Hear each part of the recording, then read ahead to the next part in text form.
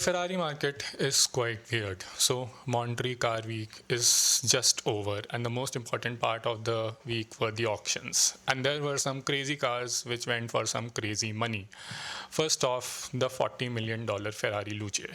I know everyone wants to talk about this car, how the owner will get tax benefits, and how they will be put on the top of the list for the next one off Ferrari that they have. But I think it was just a charity thing. We can't really consider a charity auction to actually affect the real life prices of a particular car. The owner is 89. I think he already has all the Ferraris that he needs and is on the top of the list for the one-offs. He also bought the SP3 last year because in no one's right mind they would pay $40 million for a battery pack. And I don't think that this auction will result into the Luce's value shooting up, and I think it will still be worth half the amount of money when they roll out of the showrooms, just like any other EV would. But the meat of the auction was somewhere else. The Enzos, the F50s, and the F12 TDF, which brought in pretty high numbers. And it hurts me to see them, but most of them were very low mileage examples. They sort of are in now the unachievable category for a lot of the enthusiasts now. Now, Enzos went around for around $9 million to $12 million. The highest mileage Enzo was a black one, or a Nero one, as Ferrari enthusiasts like to call them. It had 13,000 miles and it still went for $10.6 million. The F50s were no less. The Mike Tyson's F50 sold for $12 million at RM. Now, these prices are quite crazy, especially if you consider that they have increased nearly 3 times of what they were a few years ago.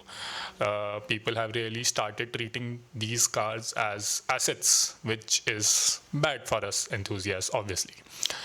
The worst of all, which I think is the F12 and the 812 market.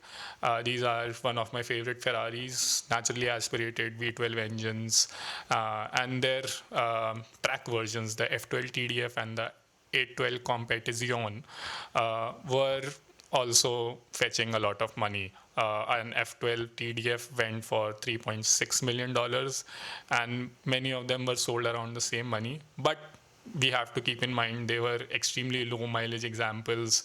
Some were Ferrari tailor-made special cars which can fetch that amount of money.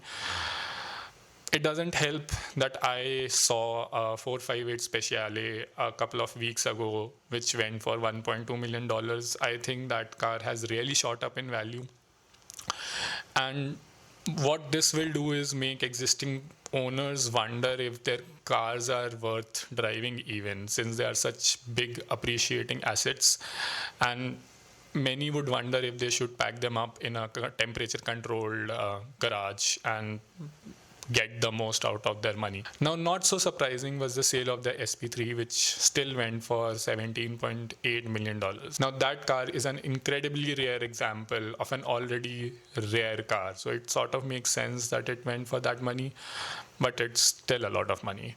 What is surprising to me is that the market is obviously shifting now to these modern Ferraris. This might be because a whole new generation of people have got the money now and they are spending money on cars that they like. So it's not the 250 GTOs of the 1950s and 60s, but it's the early 2000s cars like the Enzo and the real drivers cars like the F12 TDF and the 458 Speciale.